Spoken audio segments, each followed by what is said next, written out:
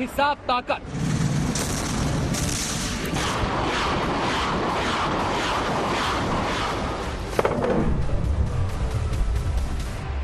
प्रचंड प्रहार,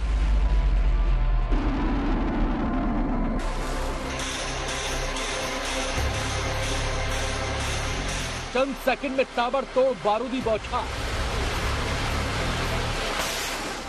यह है multi barrel rocket launching system की ताकत।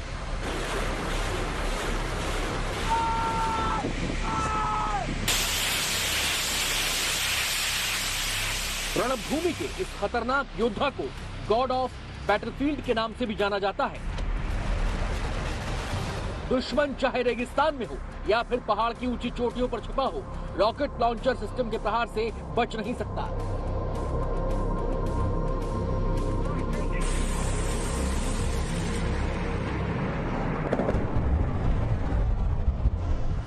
जंग में मल्टी बैरल रॉकेट लॉन्चर की ताकत का अगर आपको नमूना देखना है तो आपने अभी रूस यूक्रेन युद्ध में देखा होगा। साथ ही साथ हिंदुस्तान में जब करगिल युद्ध हुआ उस वक्त भी इसने अपना खूब दमखम दिखाया। आज पूरा विश्व अगर जमीनी जंग की बात आती है तो इसको धार देने में लगातार जुटा हुआ है।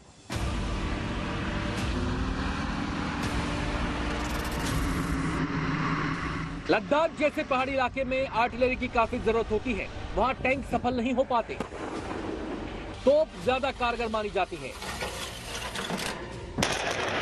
हालांकि यहां तोप के साथ ये चुनौती होती है कि एक गोला दागने के बाद दूसरा गोला दागने में करीब 20 सेकंड का वक्त लगता है।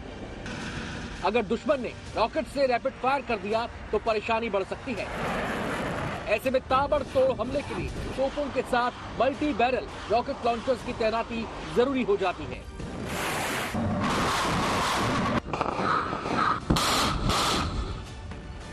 जिसमें पिनाका के प्रहार का कोई जवाब नहीं।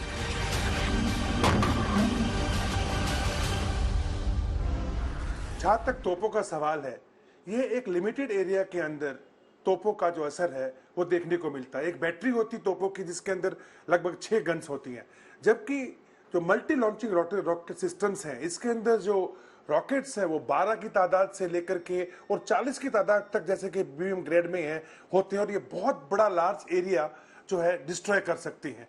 लिहाजा जब लार्जर एरिया को डिस्ट्रॉय करना हो और दहशत फैलानी हो तो उस टाइम पर मल्टी लॉन्च रॉकेट सिस्टम्स तोपों के मुकाबले कहीं ज्यादा कारगर होंगे। पिनाका लंबी दूरी का आर्टिलरी सिस्टम है। इसे नजदीक से युद्ध होने से पहले दुश्मन को टारगेट करने के लिए यूज किया जाता है। इससे छोटी रेंज की आर्टिलरी, इन्फेंट्री और हथियार बंद वाहनों को निशाना बनाया जाता है। ये वही पिनाका है जिसने 1999 के करगिल युद्ध में दुश्मन देश के परखच्चे उड़ा दिए थे। पिनाका मार्क 1 ने न सिर्फ बंकरों में हमला किया बल्कि इसके मल्टी लॉन्चर सिस्टम ने वहां की इन्फेंट्री यानी पैदल सेना को ध्वस्त कर दिया था।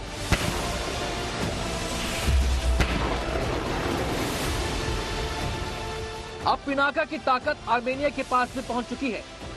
भारत ने आर्मेनिया को Pinaka multi barrel rocket launcher system की डिलीवरी शुरू कर दी है। पिनाका की पहली खेप को ईरान के बंदरअबाद बंदरगाह के जरिए आर्मेनिया को भेजा गया है। भारत की ओर से आर्मेनिया को पिनाका की सप्लाई करना था। ऐसे में अजरबैजान का रुख बहुत सख्त था। अजरबैजान इतना नाराज हो गया कि उनके राष्ट्रीय सुरक्षा सलाहकार ने हिंदुस्तान के राजदूत से बातचीत की, उनसे आपत्ति जताई। साथ ही साथ उनके राष्ट्रपति ने इसको गैर दोस्ताना बताया।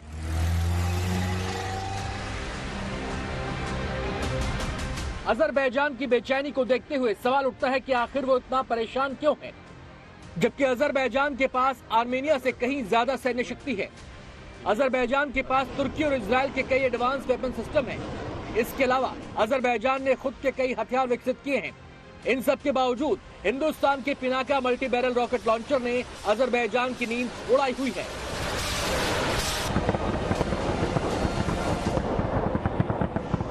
पिछले सालों में जब आर्मेनिया और अजरबैजान का युद्ध हो रहा था तो तुर्की ने पूरे तरीके से अजरबैजान का साथ दिया था और वहां पे पाकिस्तान भी उनके साथ में आ गया था।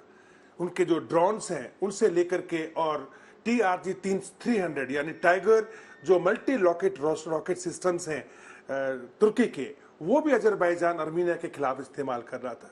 लेकिन फिर एक पासा पलटा। आर्मेनिया ने भारत से पिनाका मांग लिया। पिनाका जिसकी रेंज 30 से 60 किलोमीटर थी और पिनाका मार्क 2 जो कि 30 से 90 किलोमीटर तक मार कर सकता है, 12 रॉकेट एक साथ में दागता है।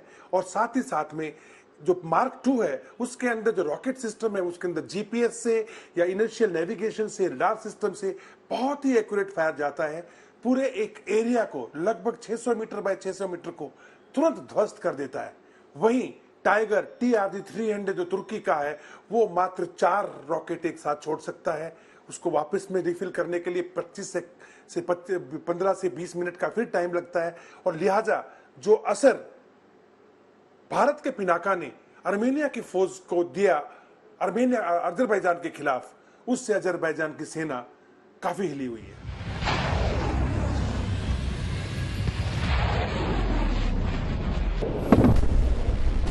पिनाका का एक रॉकेट लॉन्चर 60 मीटर के एरिया में सब कुछ बर्बाद कर सकता है। यह अजरबैजान के मिलिट्री बेस, आर्मी कॉलम और रडार स्टेशन को पलक झपकते ही मिट्टी में मिला देगा। आर्मेनिया ने भारत से Pinaka multi barrel rocket launcher system के 3 वेरिएंट्स को खरीदा है। इनमें Pinaka mark 1, Pinaka enhance range और पिनाका गाइडेड वर्जन शामिल है।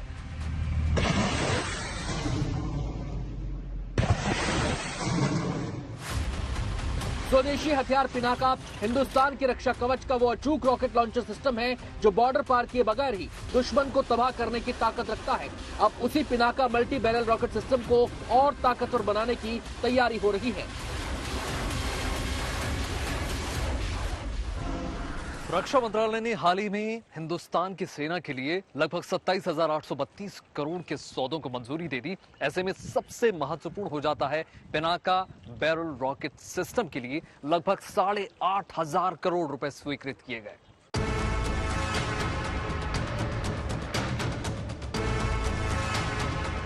सेना की ताकत बढ़ाने के लिए डीआरडीओ 3 अलग अलग प्रोजेक्ट्स पर काम कर रहा है।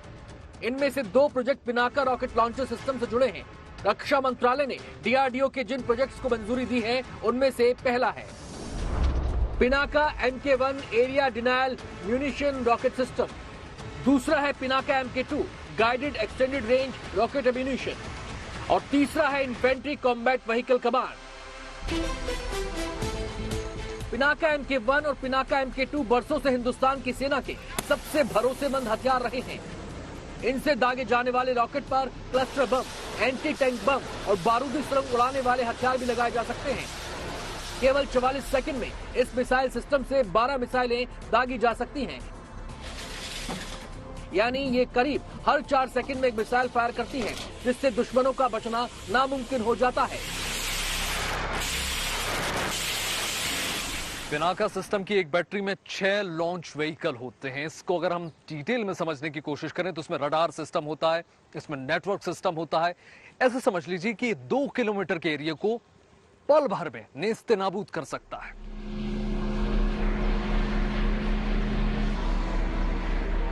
भगवान शिव के धनुष पिनाक के नाम पर डेवलप किए गए इस मिसाइल सिस्टम को भारत और पाकिस्तान से लगी सीमाओं पर तैनात करने के मकसद से बनाया गया है। डीआरडीओ में बना Pinaka MK1 area denial munition युद्ध क्षेत्र में कई तरह से सेना के काम आता है। पिनाका MK1 टैंक को राख करने के साथ साथ बख्तरबंद गाड़ियों को भी तबाह कर सकता है। पिनाका MK1 की रेंज 40 किलोमीटर है।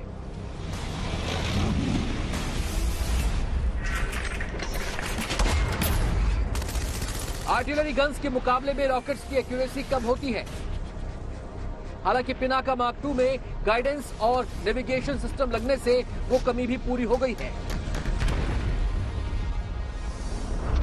पिनाका रॉकेट का मार्क 2 वर्जन एक गाइडेड मिसाइल की तरह तैयार किया गया है। इसकी क्षमता को बढ़ाने के लिए इसमें नेविगेशन, कंट्रोल और गाइडेंस सिस्टम जोड़ा गया है। नेविगेशन सिस्टम सीधे Indian regional navigation satellite system से जुड़ा है। यानी पिनाका MK2 लॉन्च होने के बाद दुश्मन को खुद ही ढूंढ लेती है। इससे इस मिसाइल की मारक क्षमता बेहद सटीक और निशाना अचूक हो जाता है।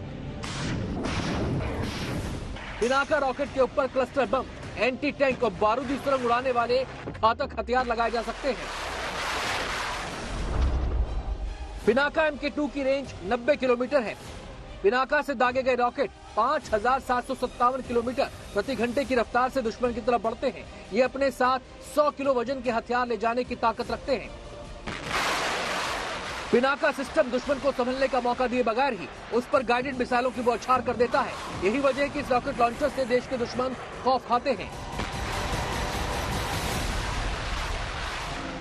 पिनाका का इनिशियल वर्जन 30 से 60 किलोमीटर तक की रेंज लेके चल रहा था, लेकिन उसके बाद इसके ऊपर डीआरडीओ ने काम किया और डीआरडीओ ने इसको एक तरीके से गाइडेड मिसाइल सिस्टम के बेस के ऊपर इसकी रेंज को भी बढ़ाया और इसकी एक्यूरेसी को भी बढ़ाया।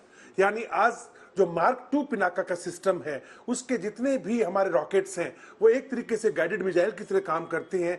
जीपीएस सिस्टम से उनको गाइड किया जाता है, इंडस्ट्रियल नेविगेशन से उनको गाइड किया जाता है और एक स्पेशल रडार जो कि पिनाका के साथ में लगाया गया है वो उसको बहुत एक्यूरेसी देता है। लिहाजा पिनाका मार्क 2 एक तरीके से गाइडेड मिसाइल्स ही हैं एक रॉकेट सिस्टम के अंदर।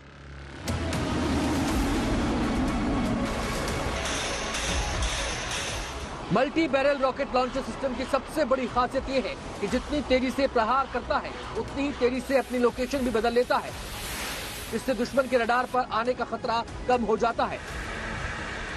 इस रणनीति को शूट एंड स्कूट की रणनीति कहते हैं। लिहाजा लॉन्चर व्हीकल की मनोवेबिलिटी बहुत अच्छी होनी चाहिए। पिनाका इस पैमाने पर खरा उतरता है। ट्रेडिशनल आर्टिलरी बेसिकली व्हील्स पे तो होती थी, लेकिन उसको टो किया जाता था ट्रक्स के द्वारा या बाकी गाड़ियों के द्वारा। वो अपने आप एक पोजीशन पर जब डिप्लॉय हो जाती थी ये तोपें तो अपने आप हिल नहीं सकती थी। फिर धीरे धीरे करके आर्टिलरी में चेंज आया और इन तोपों को मैन्यूरेबल बना दिया गया, यानी ये अपने आप अपनी जगह से 200 मीटर 400 मीटर तक चल के जा सकती हैं या 1 किलोमीटर तक जा सकती हैं, शिफ्ट कर सकती हैं और फिर दुश्मन पे फायर कर सकती हैं। एक जगह से फायर करके और फिर अपनी पोजीशन पे खुद जब एक गन दूसरी पोजीशन पे हिल जाती है उसको आप शूट एंड स्कूट सिस्टम बोलते हैं, यानी शूट किया और वहां से खिसक लिए। क्योंकि अगर आप एक ही जगह खड़े होकर दुश्मन पे फायर करेंगे तो दुश्मन आपकी पोजीशन को कैच कर लेगा और फिर दुश्मन की आर्टिलरी या एयरफोर्स आपके ऊपर अटैक करेगी। डीआरडीओ पिनाका के दोनों वेरिएंट्स को और घातक बनाने की कोशिशों में जुट गया है। देश में हुए तमाम परीक्षणों में पिनाका रॉकेट लॉन्चर अपनी ताकत साबित कर चुका है। पिनाका 214 मिलीमीटर बैरल वाले 12 रॉकेट से लैस होता है। इसमें से हर एक रॉकेट पर 100 किलोग्राम का वॉरहेड अटैच होता है। साथ ही पिनाका एडवांस नेविगेशन और कंट्रोल सिस्टम से लैस है और इसको रास्ता दिखाने का काम Indian regional navigation satellite system यानी IRNSS के जरिए किया जाता है, जिसे नाविक भी कहते हैं। नाविक से लैस होने के बाद पिनाका की सटीक मारक क्षमता बढ़ गई है। पिनाका रॉकेट सिस्टम को पुणे के apartment research and development establishment और हैदराबाद के defence research and development laboratory ने मिलकर तैयार किया है और इसे गाइडलाइन सिस्टम से लैस कर इसकी मारक क्षमता को काफी बढ़ा दिया है, जिससे ये अब करगिल युद्ध के समय के पिनाका से कहीं ज्यादा शक्तिशाली बन गया है।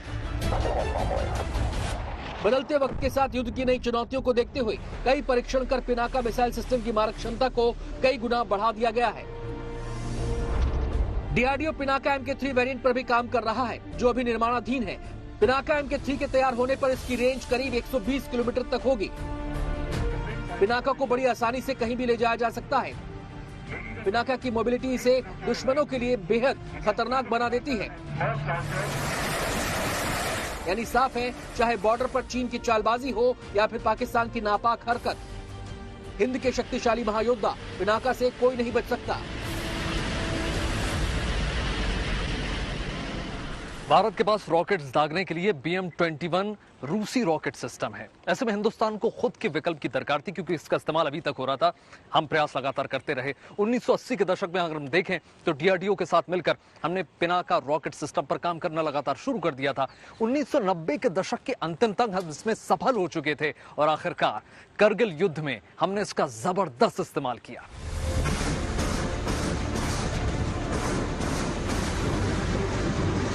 जंग के मैदान में multi barrel rocket launcher BM-21 ग्रैड भी भारी तबाही मचाने की ताकत रखता है। केवल 60 सेकंड और 40 अटैक की क्षमता इसे बेजोड़ बनाती है। 20 किलोमीटर तक जो भी दुश्मन इसके रडार में आएगा उसका सर्वनाश तय है।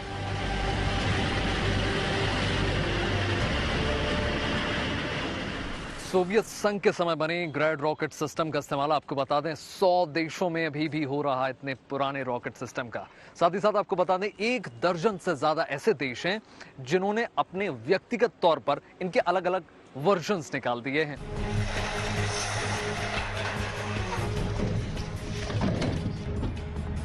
BM-21 ग्रैड रॉकेट्स को ट्रक के ऊपर लगे लॉन्चर से दागा जाता है, जो 1 मिनट में 40 रॉकेट दागकर दुश्मन के ठिकानों को तबाह कर सकता है। BM-21 Grad multi barrel rocket launcher में 40 बैरल होते हैं और इन 40 बैरल से 40 राउंड फायर करने में 20 सेकंड लगते हैं। इन रॉकेट लॉन्चर की मारक क्षमता 20 किलोमीटर है, जो 690 मीटर प्रति सेकंड की रफ्तार से हमला करने की ताकत रखते हैं।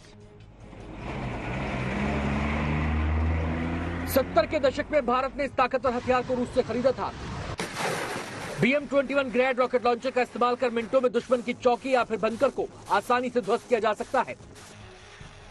भविष्य की जरूरतों को ध्यान में रखते हुए भारतीय सेना रूस से मिले इस हथियार को लगातार अपग्रेड कर रही है।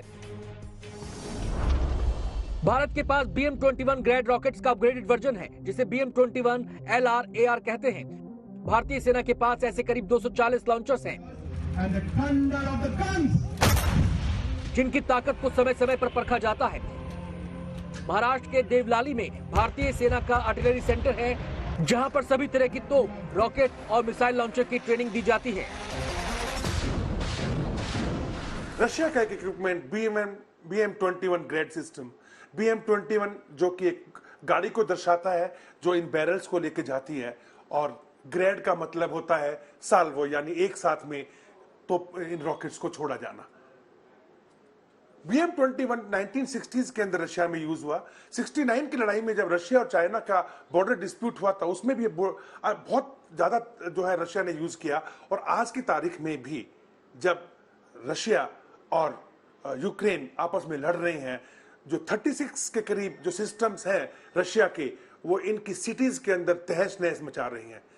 BM-21 ग्रेड को गॉड ऑफ बैटल भी कहा जाता है, क्योंकि इसके अंदर 40 बैरल्स होती हैं और ये बहुत लार्ज एरिया पे एक साथ जो है वो रॉकेट छोड़ता है, जिसके कारण दुश्मन का काफी कुछ नुकसान तो होता ही है, लेकिन जो साइकोलॉजिकल इफेक्ट है वहां पे उन जवानों के ऊपर वो बहुत भयंकर होता है। वो घबरा जाते हैं। इस तरीके का एक तरीके के करिए ब्रह्मास्त्र सा आकर के उनके ऊपर गिरता है कि उनको समझ में नहीं आता किस दिशा में भागा जाए।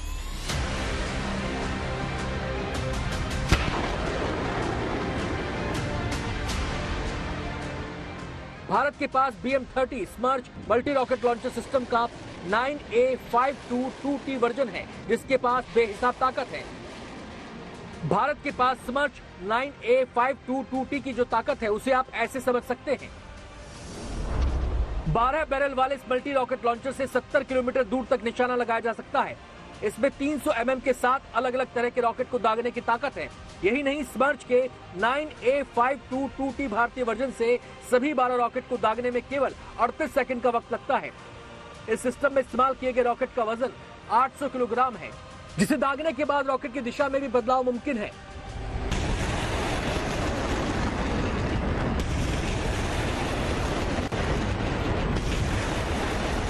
अब आप समझ सकते हैं कि इतने कम वक्त में ना तो दुश्मन को संभलने का मौका मिलता है और ना ही भागने का। इस घातक हथियार में cluster munition, anti personal, anti tank, heat, thermobaric warheads भी लगाए जा सकते हैं।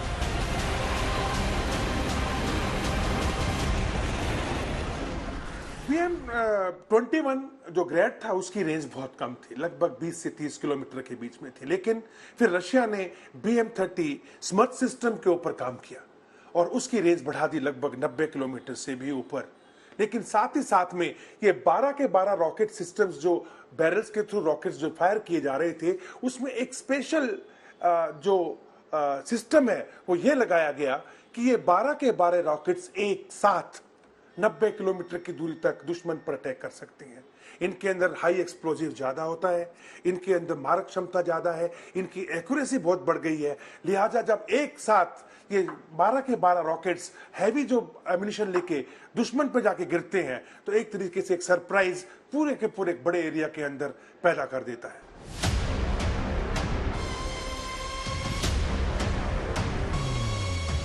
भारतीय स्मर्च सिस्टम को 10x10 के टाट्रा ट्रक पर माउंट किया गया है।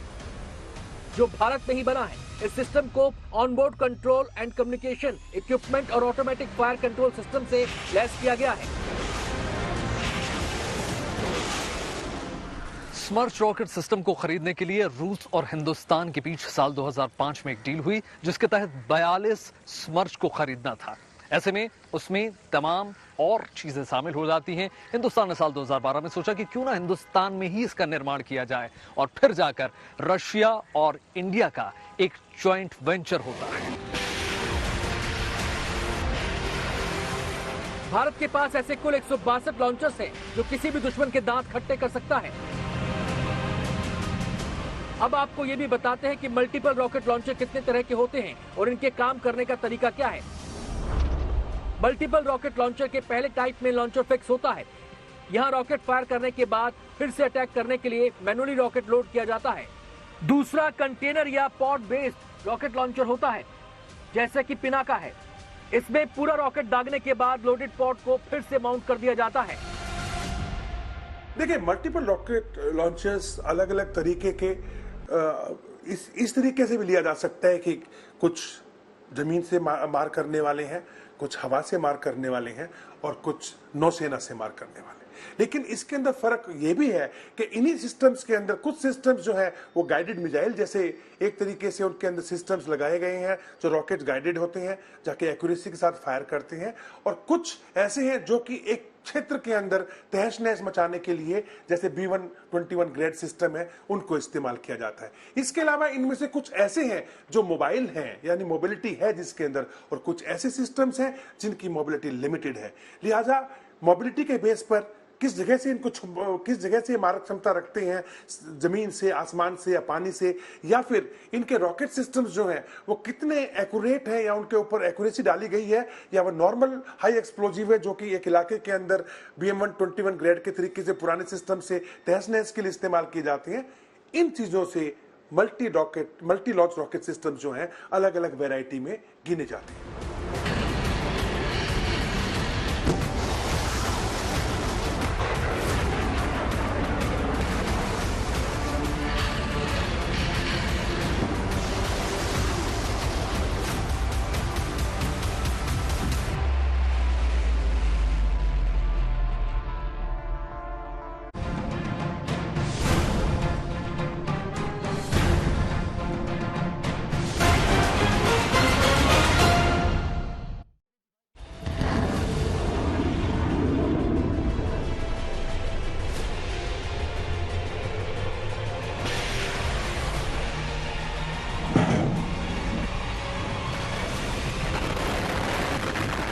आज दुनिया के कई देश मल्टी बैरल रॉकेट सिस्टम का इस्तेमाल कर रहे हैं।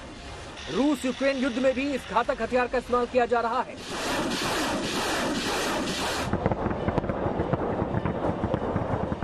जिसमें एक नाम तेजी से उभरा है और वो है M142 हिमार्स। हिमार्स एक हाईटेक हल्का मल्टीपल रॉकेट लॉन्चर है जो व्हील माउंटेड है, यानी जिसमें व्हील लगे हैं, जिससे इसकी मोबिलिटी काफी ज्यादा है। हिमार्स रॉकेट सिस्टम की रेंज करीब 80 किलोमीटर है। हिमार्स को 5 टन के ट्रक पर लगाया जा सकता है जो एक के बाद एक 6 गाइडेड मिसाइल दाग सकता है। इसे रिलोड करने में करीब 1 मिनट का वक्त लगता है।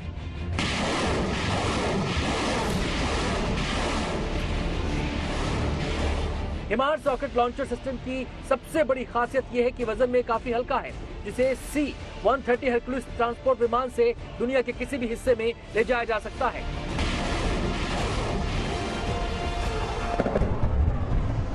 1990 के अंदर लॉकहीड मार्टिन्स ने अमेरिकन आर्मी के लिए एक मल्टी लॉन्च रॉकेट सिस्टम जो है वो तैयार किया। नाम था M142 हिमार्स, जिसकी रेंज लगभग 80 किलोमीटर से लेकर के अलग अलग वेरिएंट्स के साथ 300 किलोमीटर तक की गई।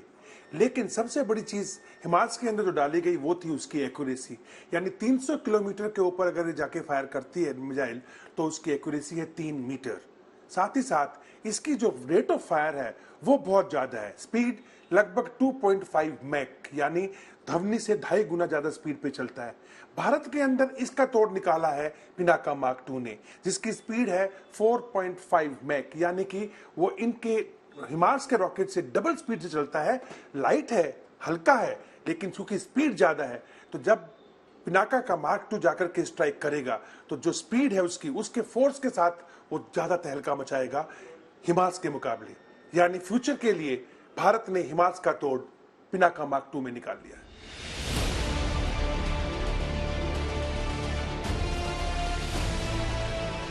हिमास को 1970 में अमेरिका और उसके सहयोगियों के लिए विकसित किया गया था, जिसे अमेरिकी सेना में साल 2010 से सर्विस में शामिल किया गया। हिमार्स रॉकेट सिस्टम ने सीरिया, अफगानिस्तान, इराक और यूक्रेन के युद्ध में अपना लोहा मनवाया है। अगर हम इसके बजट की बात करें तो लगभग $5.1 मिलियन के आसपास इसका बजट बैठता है। 500 से ज्यादा यूनिट इसके अब तक बन चुके हैं और इसको ऑपरेट करने के लिए सिर्फ 3 लोगों की जरूरत होती है। आपको जानकर हैरानी होगी कि आज दुनिया में मल्टीपल रॉकेट लॉन्च सिस्टम के मामले में रूस पहले पायदान पर खड़ा है, जबकि अमेरिका 5वें पायदान पर है। रूस का multiple launch rocket system strength 3887 है, वहीं अमेरिका के पास MLRS स्ट्रेंथ 1716 है।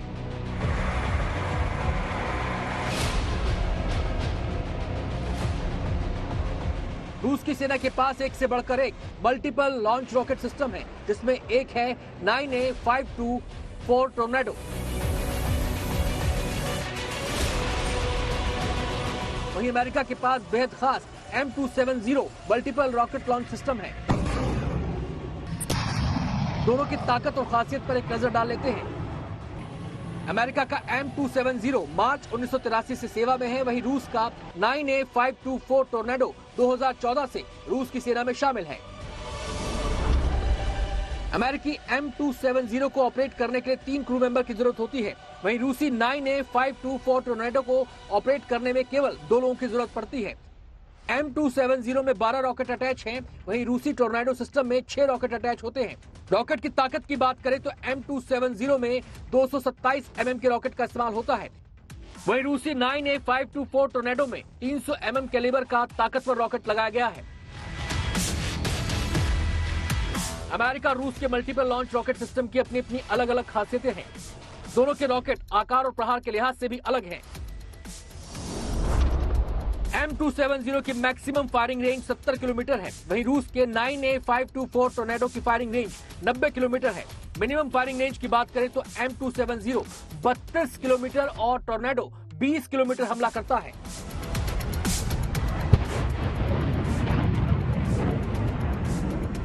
मल्टीपल लॉन्च रॉकेट सिस्टम की ताकत सिर्फ रेंज ही नहीं बल्कि अचूक निशाना और भीषण प्रहार भी मानी जाती है, जो कम समय में दुश्मन के इलाके को न्यूट्रलाइज कर सके। इसके लिए ताकतवर रॉकेट और ज्यादा विस्फोटक ले जाने की क्षमता अहम मानी जाती है। अमेरिकी M270 में इस्तेमाल रॉकेट का वजन 306 किलो है, वहीं रूस के 9A524 टोर्नेडो में इस्तेमाल होने वाले रॉकेट का वजन 800 किलो है। वॉरहेड के मामले में अमेरिका का M270 करीब 120 किलो विस्फोटक ले जा सकता है, वहीं रूस के टोर्नेडो में इस्तेमाल होने वाला रॉकेट 280 किलो वॉरहेड के साथ प्रहार कर सकता है। अमेरिका का M270 multi launch rocket system और रशिया का tornado multi launch rocket system दोनों अभी यूक्रेन रशिया के युद्ध में एक दूसरे के सामने हैं। ये system basically multi launch rocket systems हैं, लेकिन इनके अंदर जो स्पेसिफिकेशंस हैं वो थोड़े डिफरेंट है। M270 के अंदर 12 के करीब रॉकेट्स के कंटेनर्स होते हैं, जो कंटेनर्स के साथ में ही चेंज किए जाते हैं और उसमें से जब रॉकेट फायर हो जाते हैं तो नए कंटेनर लगा दिए जाते हैं। रेंज है लगभग 30 से लेकर के 70 किलोमीटर। वहीं दूसरी ओर जो टॉर्नेडो है उसके अंदर सिर्फ 6 रॉकेट्स एक साथ में फिट होते हैं, लेकिन उसकी रेंज ज्यादा है। 20 किलोमीटर से लेके 90 किलोमीटर के बीच में टॉर्नेडो फायर कर सकता है। जहां एक और M270 अपने साथ में 2 surface to surface tactical missiles भी कैरी कर सकता है, वहीं टॉर्नेडो के जितने भी रॉकेट्स हैं उनको एक तरीके से मिसाइल सिस्टम बनाया गया है, उन पे गाइडेंस सिस्टम्स लगा करके, और वो भी एक्यूरेसी के साथ में फायर कर सकते हैं। मोबिलिटी के हिसाब से जो M270 है वो जैसे टैंक की ट्रैक होती है उसके ऊपर बेस्ड है, जबकि जो टॉर्नेडो है वो ट्रक सिस्टम व्हील्स पर बेस्ड है। लिहाजा टैक्टिकल एरिया के अंदर मूवेबिलिटी जो है वो टॉर्नेडो की M270 जो अमेरिका का रॉकेट लॉन्चिंग सिस्टम है उससे कहीं ज्यादा है और कहीं ज्यादा तेज वो मूव करता है।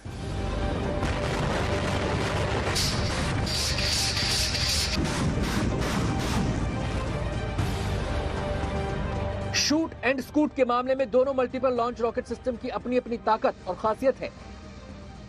अमेरिकी M270 को ट्रैक चेसिस पर तैयार किया गया है, जो इसे रेतीली धरती से लेकर पहाड़ी इलाके में जाने में कारगर बनाता है। वहीं रूस का 9A524 टोर्नेडो ट्रक माउंटेड है।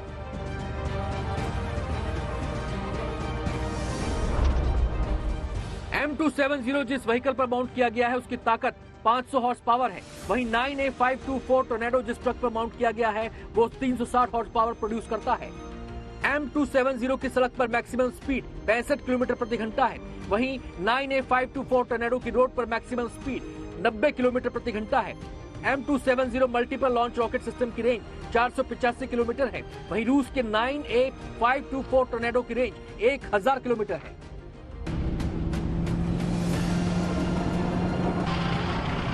मौजूदा दौर में ज्यादातर देश अपने मल्टीपल लॉन्च रॉकेट सिस्टम को अपग्रेड करने में जुटे हैं। सटीक प्रहार के लिए गाइडेड मिसाइल के इस्तेमाल पर जोर दिया जा रहा है। वहीं रेंज के साथ साथ इसकी मोबिलिटी भी पहले से बेहतर हुई है। लिहाजा जमीनी जंग में इस खतरनाक हथियार को गॉड ऑफ बैटलफील्ड कहा जाए तो दो राय नहीं होगी। दिल्ली से वैभव राज शुक्ला के साथ bureau report, good news today.